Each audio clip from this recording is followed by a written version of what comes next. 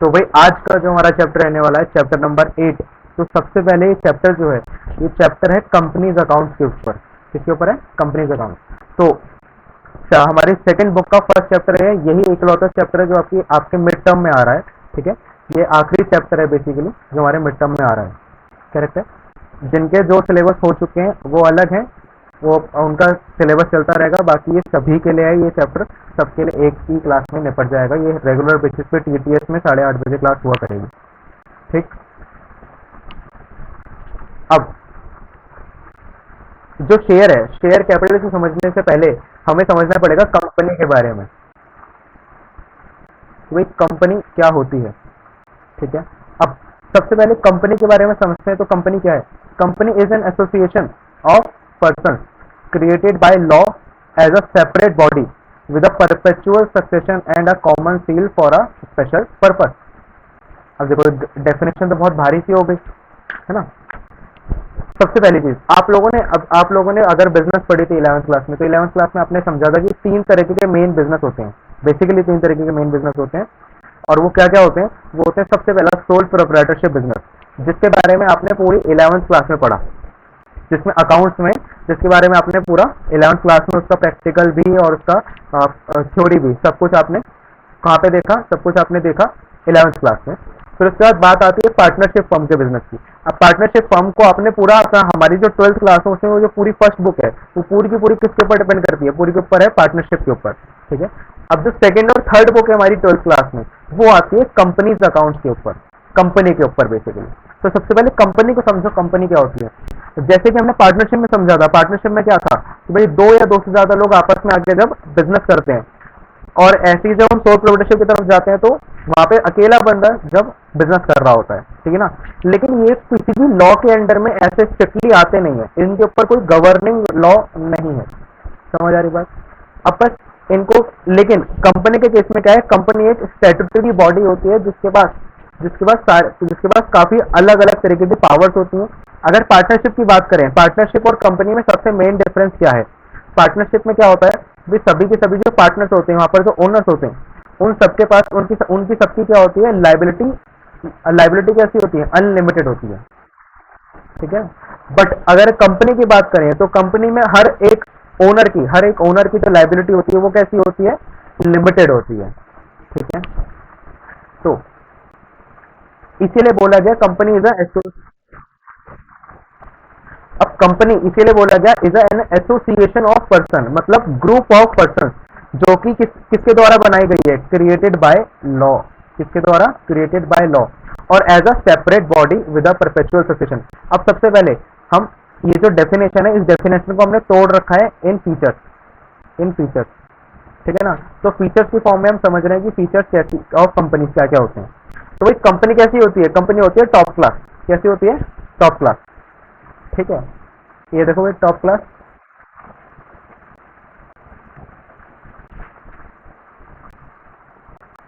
तो कंपनी कैसी होती है भाई? कंपनी होती है टॉप क्लास। अब टॉप क्लास बोले तो क्या? ये देखो भाई, टॉप क्लास दिख रही है। हाँ। तो सबसे पहली चीज, टी से क्या है? टी से है ट्रांसफरेबिलिटी ऑफ शेयर्स। अब इस शेयर्स का मतलब क्या होता है हम आगे सीखेंगे, अभी बस समझ के चलना। जो पॉइंट मैं बताऊंगा वो पॉइंट सुनते जाएंगे, जो चीज मैं बोलूंगा बाद में तो वो बाद में। सही बात है। ट्रांसफरेबिलिटी ऑफ शेयर्स, कि भाई हम जो शेयर्स होते हैं उनको हम ट्रांसफर कर सकते हैं। जो एक होल्डर होता है, वो शेयर होल्डर किसी दूसरे को वो शेयर ट्रांसफर कर सकता है। अब ये बात और अच्छे से गहराई से हम आगे समझेंगे। ठीक है। देन उसके बाद बात आती है सेपरेट ओनरशिप एंड मैनेजमेंट। देखो ये मैंने, अगर आप गौर से देखें तो मैंने कुछ कुछ लिखा हुआ है इसके लिए, कि भाई ओनर अलग और मैनेजमेंट अलग। सही है। तो जो हमारा जो बिजनेस है, या फिर हमारी जो कंपनी है, वो कंपनी कैसी होती है? कंपनी के जो ओनर्स होते हैं वो अलग हैं, और जो मैनेजमेंट है वो अलग है। कंपनी खुद में एक पर्सन होती है, खुद में एक पर्सन होती है। सही है। फिर उसके बाद आता है परपेचुअल सक्सेशन। अब परपेचुअल सक्सेशन, ये समझने वाली बात है। अब परपेचुअल सक्सेशन का मतलब समझना। परपेचुअल सक्सेशन होता है कि भाई कंपनी के साथ, कंपनी के ओनर के साथ कुछ भी हो, उससे कंपनी को कोई लेन देन नहीं है। कंपनी एक लीगल, सेपरेट लीगल पर्सन है, सेपरेट अलग एक अलग इंसान है। तो चाहे ओनर के साथ कुछ भी हो जाए, कंपनी जो है चलती जाएगी, चलती जाएगी, चलती जाएगी, चलती जाएगी। फिर से एक बार, कंपनी कभी भी बंद नहीं होगी, कंपनी हमेशा चलती जाएगी, चलती जाएगी, चलती जाएगी, चलती जाएगी। सही है। तो देयर इज परपेचुअल सक्सेशन। अब क्योंकि हमने, अब सबसे लास्ट वाला पॉइंट, सबसे पहले separate legal entity, S for separate legal entity. अब सेपरेट लीगल एंटिटी का मतलब क्या, कि वो खुद में अपने आप में एक इंडिविजुअल है, एक इंसान है, ठीक है ना। भले ही वो जिंदा नहीं है, वो एक आर्टिफिशियल पर्सन है।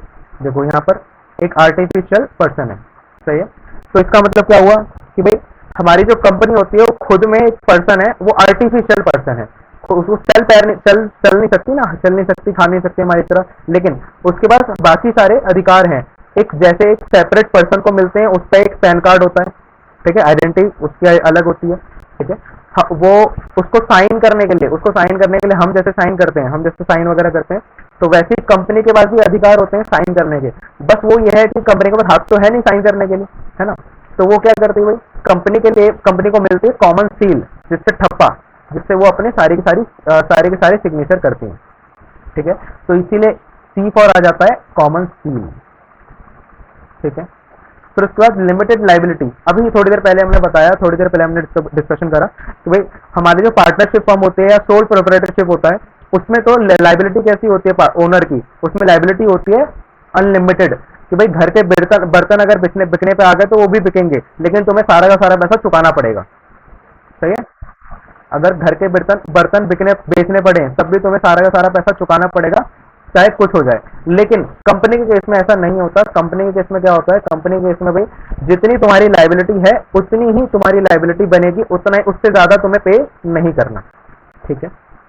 हालांकि एक तरह की ऐसी कंपनी होती है जिसमें ओनर की लाइबिलिटी अनलिमिटेड होती है, लेकिन वो इंडिया में क्या, पूरे इंडिया में सिर्फ और सिर्फ 2 कंपनीज हैं, उनको याद नहीं रखना।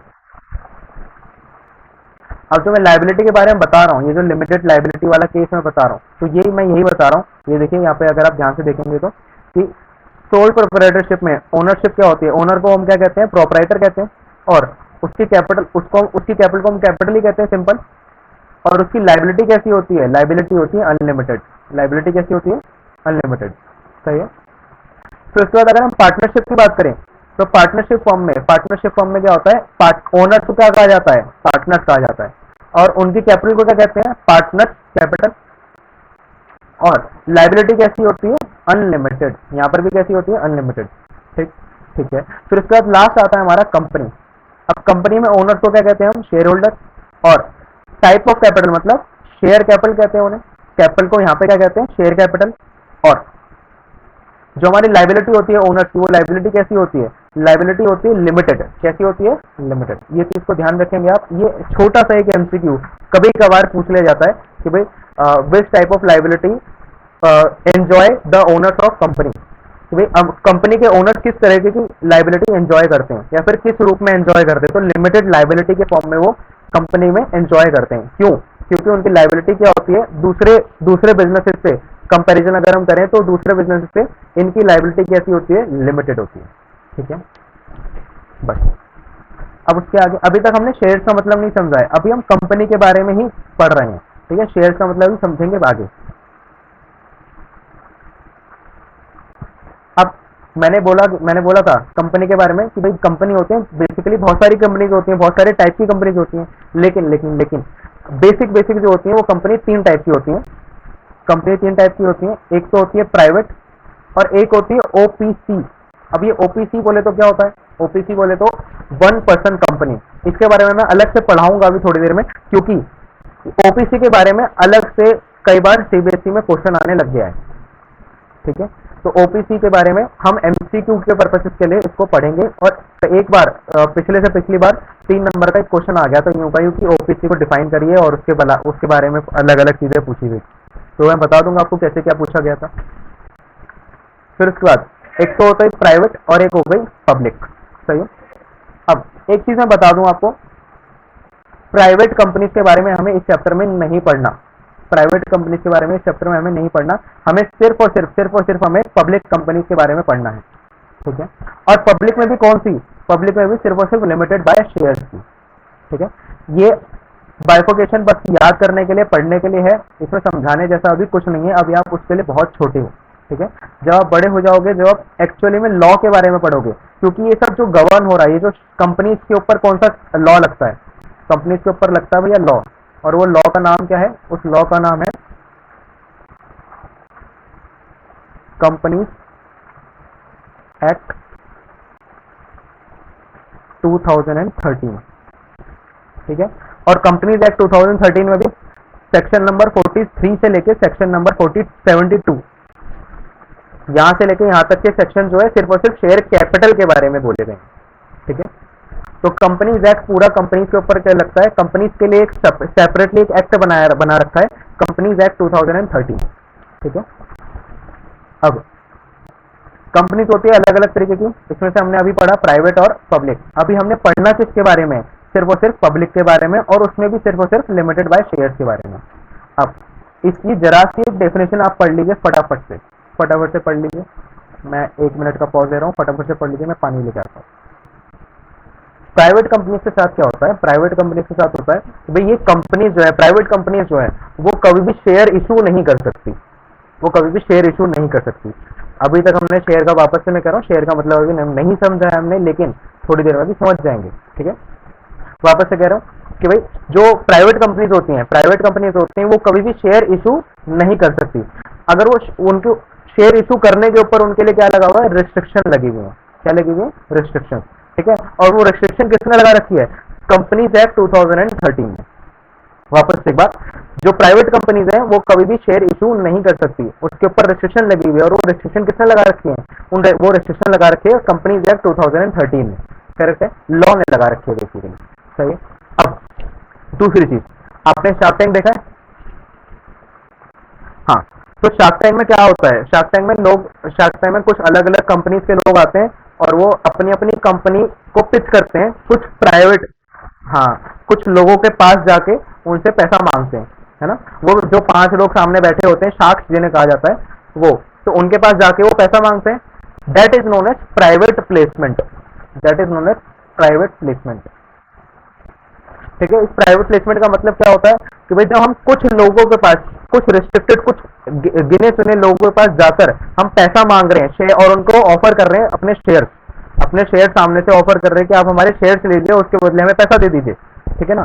तो वो होता है प्राइवेट प्लेसमेंट, और ये प्राइवेट कंपनी सिर्फ और सिर्फ प्राइवेट प्लेसमेंट ही कर सकती हैं, ठीक है। लेकिन अगर हम पब्लिक पे आए, तो पब्लिक कंपनी जो है वो कभी भी अपने शेयर के बदले पैसा मांग सकती है लोगों से भी, और पब्लिक क्या है, पब्लिक किसी के पास भी जाके, आम आदमी के पास जाके भी अपना शेयर बेचने की अपील कर सकती है, अपना शेयर बेच सकती है और उसके बदले पैसा उठा सकती है, ठीक है। अब अच्छा, एक और चीज, पब्लिक कंपनी जो है, को एक बार क्वेश्चन आया था ऐसा एमसीक्यू में कि भाई क्या पब्लिक कंपनी प्राइवेट प्लेसमेंट कर सकती है, तो बच्चों को लगता था कि भाई प्राइवेट कंपनी ही सिर्फ और सिर्फ प्राइवेट प्लेसमेंट कर सकती है, तो ऐसा नहीं है, पब्लिक कंपनी भी प्राइवेट प्लेसमेंट कर सकती है, ध्यान रखना इस चीज को, प्राइवेट प्लेसमेंट जो है पब्लिक कंपनी भी कर सकती है, सही है। अब यहां पर पढ़ेंगे, only these companies can issue shares to the public, क्या लिखा हुआ है, टू द पब्लिक।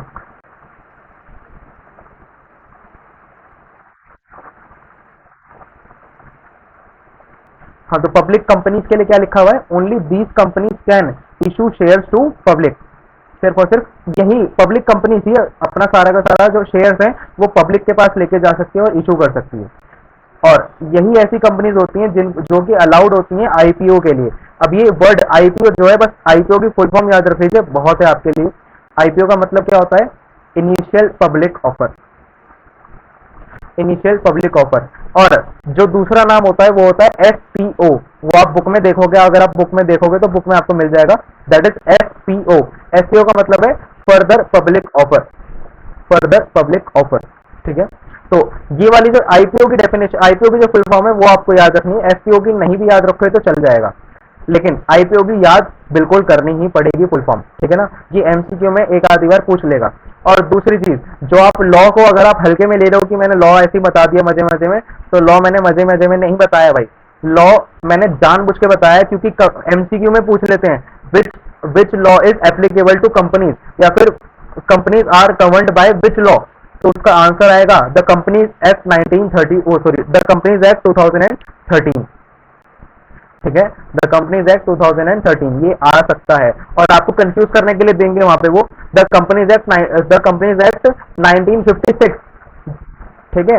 अब 1956 क्या हो सकता है, 1956 इसलिए देंगे क्योंकि पिछला जो लॉ था हमारा, पिछला जो लॉ था, पिछले लॉ में 1956 था, वो रिवाइज हुआ था 2013 में, और उसका नाम पड़ा था 2013, ठीक है। तो ऐसी गलती मत करके आना। कंपनीज एक्ट 2013 आंसर होगा। आप टिक करके आओगे कंपनीज एक्ट 1956 को, क्योंकि आपने बुक में 1956 पढ़ा होगा, जिसके पास भी पुरानी बुक है खासकर, ठीक है। तो भैया पुरानी बुक वाले देख लेना इस चीज को, पुरानी बुक में 1956 लिखा हुआ है, एक आधी बुक में, खासकर वो 18-19 वाला जो एडिशन है उसमें, ठीक है। तो उसको चेक कर लेना सही से, क्योंकि अब ये चेंज हो चुका है, अब ये चेंज होकर क्या हो गया, 2013 हो गया, ठीक है।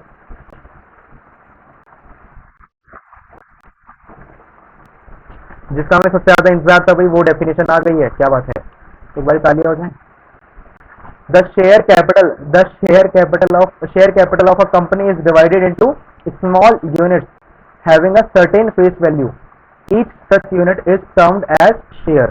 क्या मतलब हुआ इसका, तो जो भी टोटल कैपिटल होती है एक कंपनी की, जो भी पूरी टोटल कैपिटल होती है, उसको जो हम छोटे छोटे छोटे छोटे टुकड़ों में बांट देते हैं, छोटे छोटे स्मॉल यूनिट्स में बांट देते हैं, ठीक है। तो वो हर एक छोटा यूनिट क्या कहलाता है, शेयर कहलाता है। हर एक छोटा यूनिट क्या कहलाता है, शेयर कहलाता है, ठीक है। अब बात आती है second, investor to who hold shares of any company are known as shareholders. अब देखो समझना शेयर का कॉन्सेप्ट होता क्या है। शेयर का कॉन्सेप्ट क्या होता है, जैसे कि मान लीजिए हमारे पास कुछ टोटल कैपिटल है, मान लीजिए 10 लाख रुपए। अब वो 10 लाख रुपए की जो टोटल कैपिटल है, वो 10 लाख रुपए को छोटे छोटे छोटे छोटे हिस्सों में बांट दिया, ठीक है। और वो हिस्से को लेके हम चले गए लोगों के पास। अब लोगों के पास जाके हमने बोला कि आप हमारा एक शेयर खरीद लीजिए और आप हमारे कंपनी के मालिक बन जाइए। क्या बन जाइए, मालिक। अब मालिक मतलब क्यों और मालिक मतलब कैसे, अगर आप शेयर होल्डर है, अगर आपने एक शेयर भी खरीदा है, तो आप उस कंपनी के मालिक बन जाते हैं, ओनर बन जाते हैं। जितना आपका शेयर है उतनी कीमत तक के आप उस कंपनी के मालिक बन जाते हैं, ठीक है। मान लीजिए 10 लाख रुपए को हमने 5 हिस्सों में बांटा, 5 हिस्सों में बांटा, मतलब हमने 5 शेयर बांटे। 5 शेयर, हर एक शेयर कितने रुपए का, 2 लाख रुपए का, सही है। और अगर हम, मैं आप फॉर एग्जांपल मेरी कंपनी है, मैं आपके पास आया, आप 5 लोगों के पास आया, और आप 5 लोगों के पास आकर मैंने कहा कि भाई ये मेरा शेयर है, आप ये शेयर ले लीजिए और मुझे 2 लाख रुपए दे दीजिए बदले में, ठीक है। तो मैंने क्या करा, आप लोगों से 2 लाख रुपए लिए, और आपको मैंने शेयर का एक कागज का टुकड़ा पकड़ा दिया, शेयर पकड़ा दिया कि भाई आप ये ले लीजिए, और आप मेरी कंपनी के अब से मालिक, कितने रुपए तक के, 2 लाख रुपए तक के, ठीक है।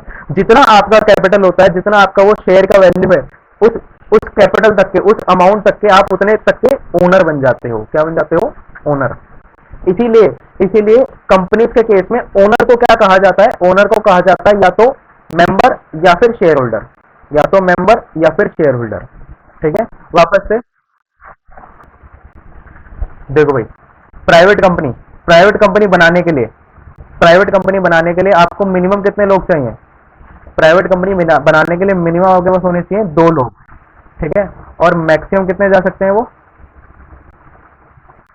मैक्सिमम जा सकते हैं 200, ठीक है। मैक्सिमम मेंबर्स कितने हो सकते हैं, वो पार्टनरशिप फर्म में 50 पार्टनरशिप फर्म में होते हैं। और प्राइवेट कंपनी अगर बात करें तो प्राइवेट कंपनी में मिनिमम कितने लोग होने चाहिए, 2, और मैक्सिमम कितने जा सकते हैं, 200, ठीक है। तो ये हो गया हमारा मिनिमम और ये हो गया हमारा मैक्सिमम, ठीक है। अब पब्लिक कंपनी के केस में मिनिमम कितने लोग चाहिए होते हैं हमें, 7,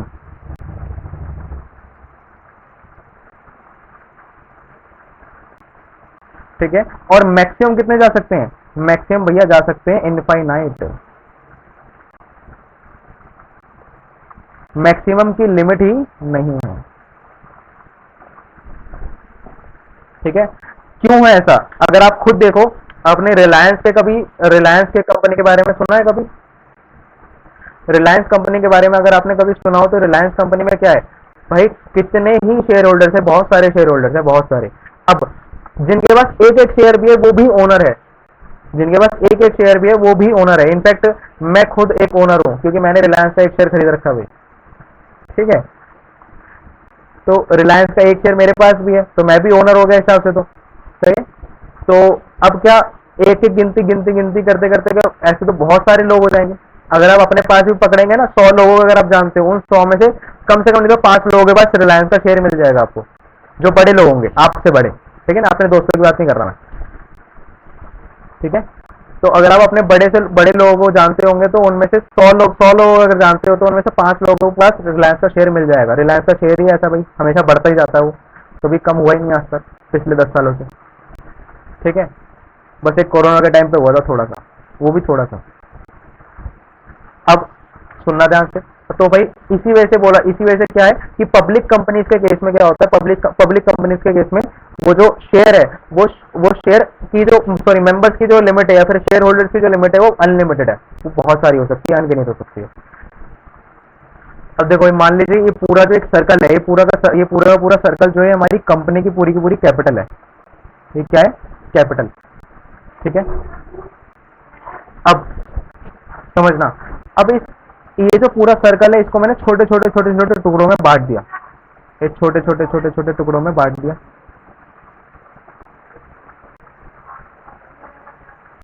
ठीक है भाई, अब इसका हर एक छोटा टुकड़ा इसका क्या है? शेयर। इसका हर एक छोटा टुकड़ा, अगर मैं इसको जैसे हाईलाइट कर रहा हूं तो ये भी एक क्या है? शेयर है। अब ये शेयर जो है कितनी भी कीमत का हो सकता है, वो डिपेंड करता है कंपनी के ऊपर। वो किसके ऊपर डिपेंड करता है? कंपनी के ऊपर।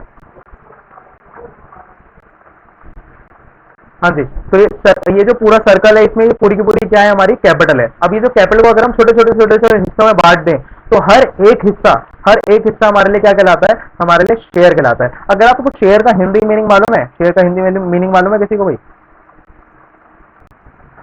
अब अगर आप देखो, ये जो पूरी डेयरी मिल्क है, ये भी एक पूरी कैपिटल है ना? अगर ये पूरा बार में देखूं, ये जो चॉकलेट का बार है ये पूरी एक कैपिटल है। अब इसको भी छोटे छोटे टुकड़ों में बांट रखा है ना उन्होंने पहले से, तो इसका ये जो हर एक पीस ये क्या है? शेयर है। ये क्या है? हिस्सा है। सही है ना? तो इसी तरीके से हम क्या करते हैं, अपनी पूरी की पूरी जो कैपिटल होती है, कंपनी की पूरी जो कैपिटल होती है, उसको हम छोटे छोटे हिस्सों में बांट देते हैं, स्मॉल यूनिट्स में बांट देते हैं, और उसमें से हर एक हिस्सा, वो जो हर एक छोटा हिस्सा होता है, वो हमारे लिए क्या कहलाता है? कैपिटल कहलाता है। ठीक है, समझ आया भाई? शेयर का मतलब समझ आया सभी को? शेयर का मतलब समझ आया? अब मैं आपको बताने जा रहा हूँ कि एक्चुअली में कंपनी का ये जो शेयर का जो सिस्टम है कैसे वर्क करता है। ठीक है, बहुत ध्यान से सुनना, ये एक बार ही समझ आया तो ठीक, वरना नहीं आएगा। ठीक है, वरना आपको वीडियो वापस से देखना पड़ेगा और दिक्कत होगी। तो टाइम वेस्ट करने से अच्छा है अभी ध्यान से अटेंटिवली सुन लेना पूरा का पूरा, जो पूरा सिस्टम मैं बताने जा रहा हूँ आपको। ठीक है, अब देखो क्या होता है। सबसे पहले तो आपने 11th क्लास में, आपको लेके जाता हूँ मैं आपको, 11th क्लास में आपने एक वर्ड पढ़ा होगा, MOA। पढ़ा था क्या?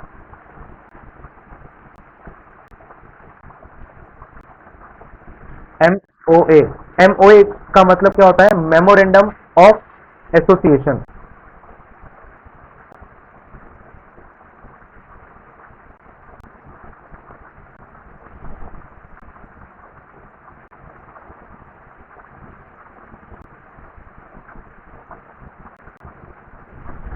मेमोरेंडम ऑफ एसोसिएशन, अब इसका मतलब क्या है? मेमोरेंडम ऑफ एसोसिएशन ये एक डॉक्यूमेंट होता है जो कि हर कंपनी को, जब भी वो कंपनी बन रही होती है तो उस कंपनी को अपने इस मेमोरेंडम ऑफ एसोसिएशन में अपनी सारी की सारी डिटेल्स मतलब सारी की सारी डिटेल्स A to Z उसको डालनी होती है, उसको लिखनी होती है। ठीक है, अब वो क्या करता है, साथ ही साथ अपनी टोटल कैपिटल भी लिखता है, और हर एक टोटल कैपिटल के बारे में के साथ साथ वो अपने शेयर के बारे में लिखता है कि अब हम अपनी कंपनी में हमने अपनी कंपनी में कितने शेयर बना रखे हैं, अब शेयर कितने प्रेजेंट हैं। ठीक है, टोटल नंबर ऑफ शेयर हर एक को लिखने पड़ते हैं। अब शेयर का मतलब क्या कि भाई जैसे फॉर एग्जांपल 10 लाख रुपीस की कैपिटल है और उसको हमने 2 लाख शेयर्स में, कितने, 2 लाख शेयर्स में हमने डिस्ट्रीब्यूट कर रखा है, मतलब हर एक शेयर कितने रुपए का हो गया, हर एक शेयर कितने रुपए का हो गया भाई, मैं नहीं बताने वाला, जल्दी बताओ।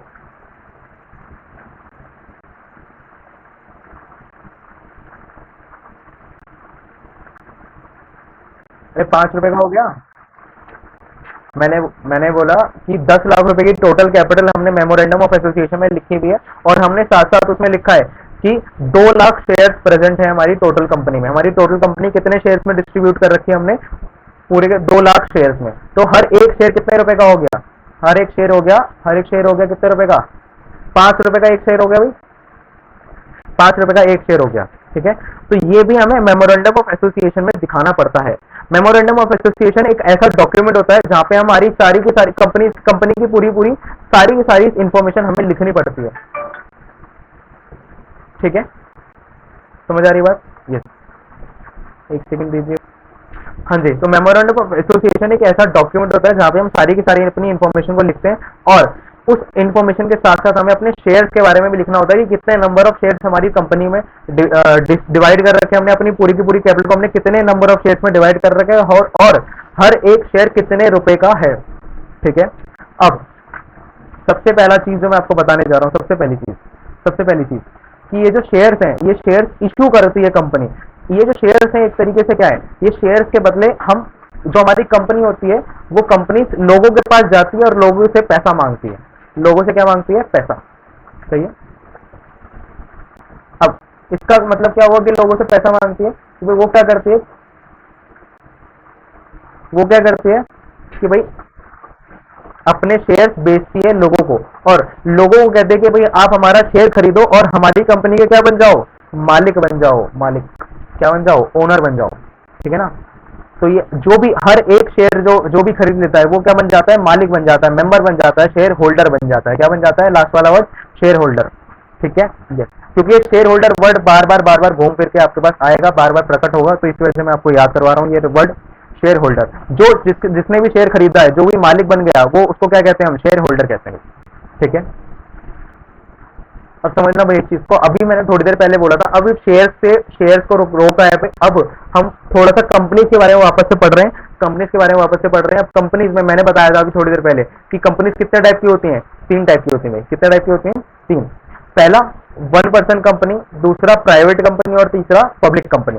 1% कंपनी के बारे में हम पढ़ने जा रहे हैं क्योंकि 1% कंपनी के बारे में एज इट इज कभी कभार अब क्वेश्चन आने लग गया है, तो क्वेश्चन आ सकता है आपके पास, 3 नंबर तक का भी क्वेश्चन आ सकता है आपके पास थ्योरी का। ठीक है, तो ये 1% कंपनी के बारे में आप पढ़कर जाएंगे एनी हाउ। ठीक है, चलिए सबसे पहला पॉइंट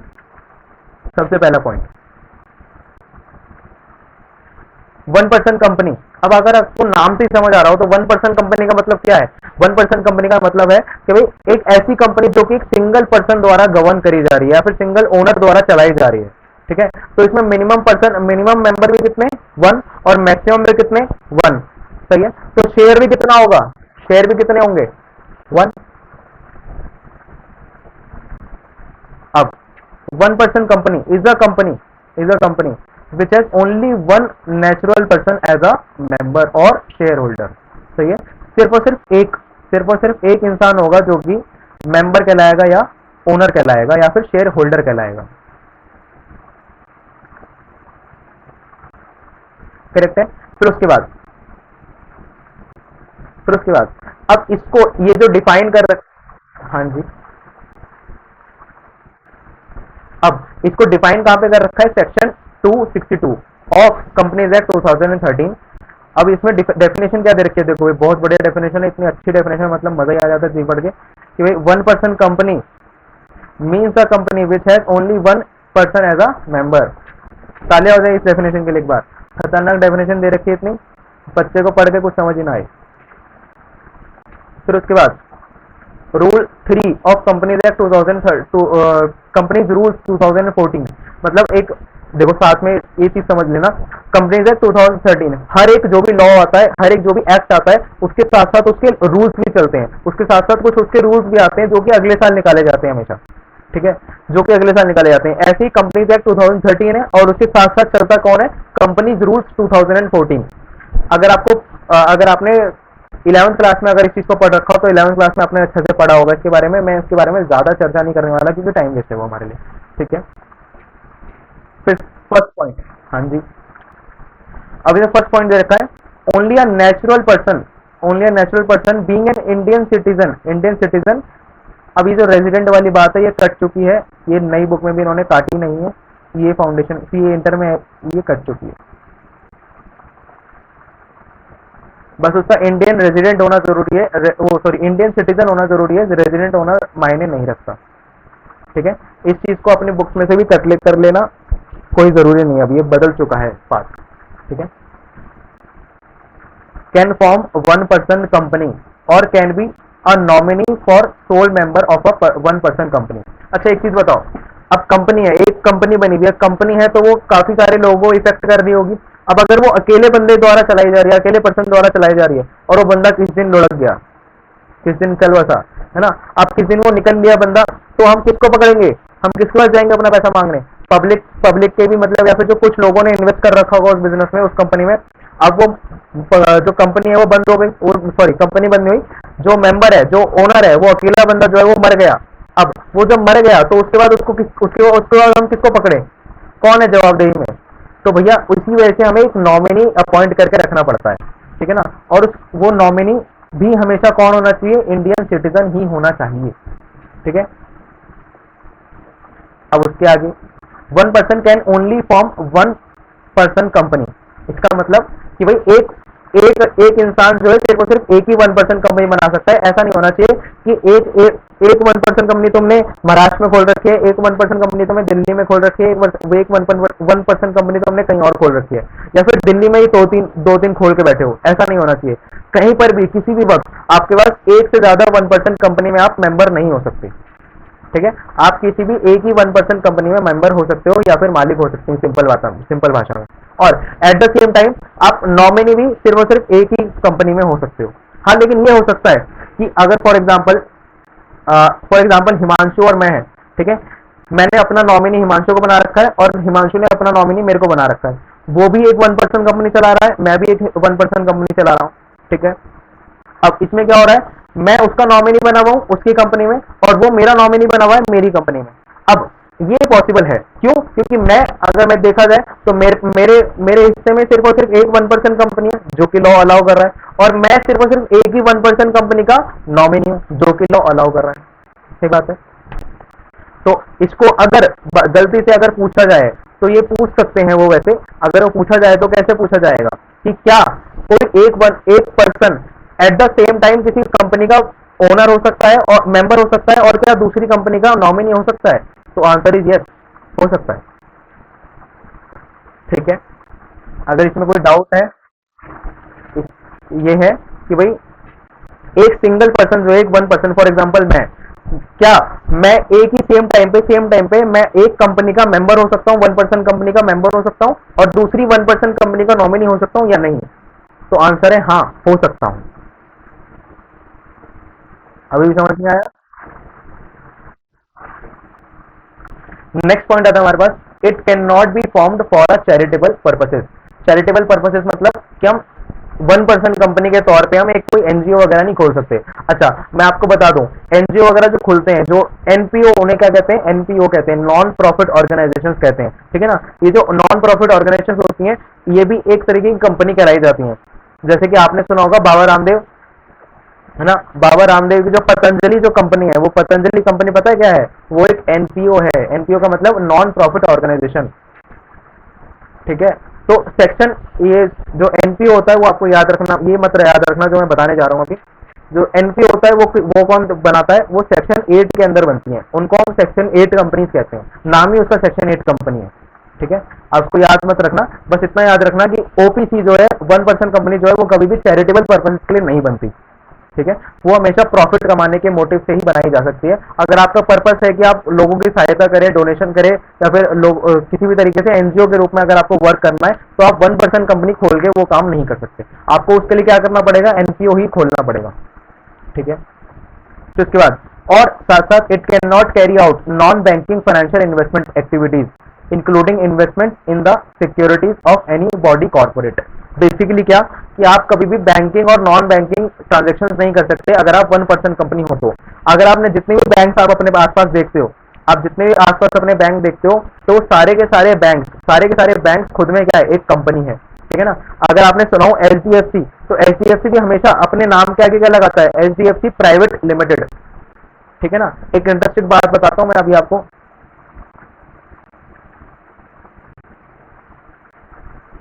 जितनी जितनी भी प्राइवेट कंपनीज होती हैं, जितनी भी प्राइवेट कंपनीज होती हैं, उनको अपने नाम के आगे क्या लगाना पड़ता है, जैसे कि फॉर एग्जांपल XYZ है, तो PVT.LTD ऐसे लिखना पड़ता है।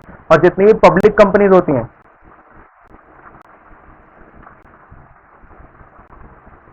तो उनको अपने नाम के आगे सिर्फ और सिर्फ लिमिटेड लिखना पड़ता है, ठीक है। तो आप किसी के नाम से भी पहचान सकते हो कि वो प्राइवेट लिमिटेड है या पब्लिक लिमिटेड है। और साथ ही साथ जो भी कंपनीज होती हैं, जो 1% कंपनीज होती हैं, उनको अपने नाम के आगे XYZ प्राइवेट लिमिटेड और ब्रैकेट में OPC लिखना पड़ता है, OPC, ठीक है। अपने नाम के आगे प्राइवेट मतलब PVT और LTD का मतलब होता है लिमिटेड, और ब्रैकेट में आपको लगाना पड़ेगा OPC आगे चल के, ठीक है ना।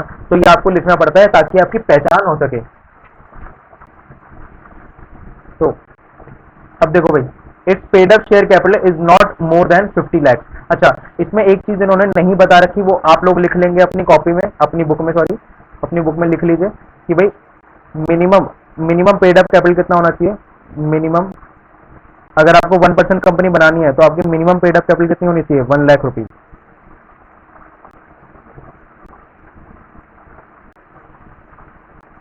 अब ये पेड अप कैपिटल क्या होती है और ये क्या क्या होती है, पेड अप कैपिटल का मतलब मैं नेक्स्ट क्लास में बता दूंगा आपको, ठीक है। अभी आप इतना लिख लीजिए कि आपको अगर 1% कंपनी ओपन करनी है तो आपकी मिनिमम पेड अप कैपिटल कितनी होनी चाहिए, 1 लाख होनी चाहिए, ठीक है। और उसके आगे, और एक कोई भी जो पेड अप कोई भी जो 1% कंपनी है, उसकी कभी भी उसकी अगर paid up share capital 50 lakh से ज्यादा हो गई तो वो प्राइवेट कंपनी में तब्दील हो जाती है अपने आप, ठीक है। अगर किसी भी समय उसका अगर जो टोटल कैपिटल है वो 50 लाख से एक्सीड कर गया, 50 लाख या 50 लाख से एक्सीड कर गया, तो वो क्या हो जाएगी, वो एक उसको तब्दील होना पड़ेगा एक प्राइवेट लिमिटेड में, उसको OPC का दर्जा छोड़ना पड़ेगा और उसको कन्वर्ट करना पड़ेगा अपने आप को प्राइवेट कंपनी में, ठीक है। इस चीज को ध्यान रखना। और दूसरा भी पॉइंट ऐसा ही कुछ है। दूसरा भी पॉइंट क्या है, दूसरा पॉइंट क्या कहता है हमसे कि भाई it's average annual turnover of 3 years should not exceed 2 crore rupees, ठीक है भाई। उसका अगर किसी कंपनी का किसी OPC का अगर जो टर्नओवर है वो 2 लाख से एक्सीड कर 2 करोड़ से एक्सीड कर गया, 2 करोड़ से एक्सीड कर गया, तो उसको भी अपने आप को क्या करना पड़ेगा, प्राइवेट कंपनी में कन्वर्ट करना पड़ेगा, ठीक है ना। इनमें से कोई भी एक ट्रांजेक्शन, अगर कोई भी एक चीज भी हो गई तो उसे प्राइवेट कंपनी में तब्दील होना पड़ेगा। ये कंपलसरी है, लॉ ने बोला है ऐसा। किसने बोला है, लॉ ने। तो अगर मैं पूरे के पूरे जो टॉपिक है, इस पूरे टॉपिक में अगर सबसे इंपॉर्टेंट कुछ बात बोलूं तो ये 2 बातें हैं।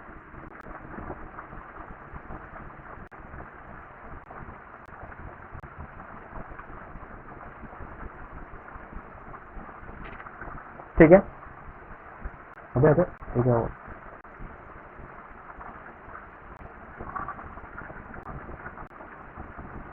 चलिए, और लास्ट वाली बात कर लेते हैं फटाफट से। अब 1% company should have at least 1 director, एक डायरेक्टर तो होना ही चाहिए, but not more than 15 directors. अब एक 1% कंपनी में मिनिमम कितने डायरेक्टर होने चाहिए, मिनिमम कितने होने चाहिए, 1, और मैक्सिमम कितने जा सकते हैं, 15। जैसे ही उसने 16 डायरेक्टर रखे, उसको अपने आप को कन्वर्ट करना पड़ेगा प्राइवेट कंपनी में।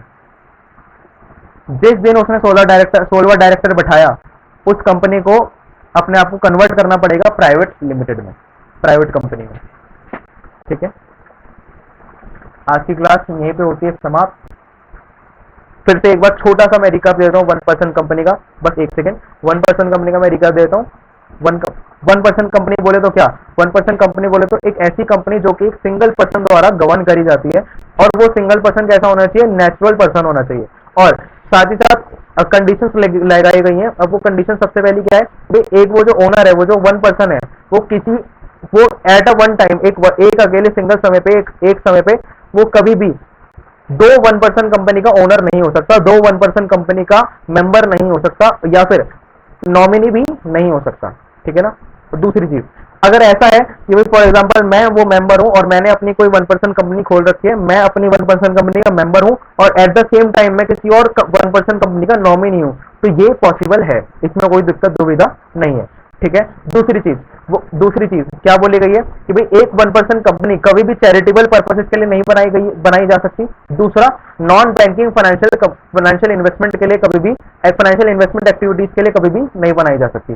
तीसरी चीज, अगर किसी भी समय उसकी पेड अप शेयर कैपिटल मतलब उसकी जो टोटल कैपिटल है, वो टोटल कैपिटल अगर 50 लाख से एक्सीड कर गई, 50 लाख या 50 लाख से एक्सीड कर गई, या फिर उसका जो टोटल टर्नओवर है, एवरेज एनुअल टर्नओवर मतलब एवरेज एनुअल टर्नओवर अगर उसका एक्सीड कर गया, टर्नओवर मतलब सेल्स, इस चीज को लिख लीजिए, एवरेज एनुअल टर्नओवर मतलब सेल्स। अगर उसकी अगर पूरे एक साल की उसकी सेल्स अगर 2 करोड़ से एक्सीड कर गई, 2 करोड़ से ज्यादा हो गई, तो उसको अपने आप को क्या करना पड़ता है, प्राइवेट लिमिटेड में कन्वर्ट करना पड़ता है।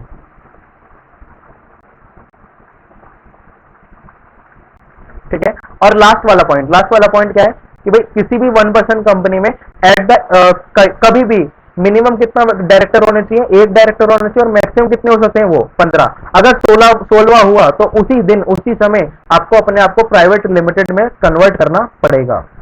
ठीक है। तो आज की क्लास यहीं पे होती है समाप्त। अगर किसी को कोई डाउट वाउट है तो वो पूछ लीजिएगा रुक के।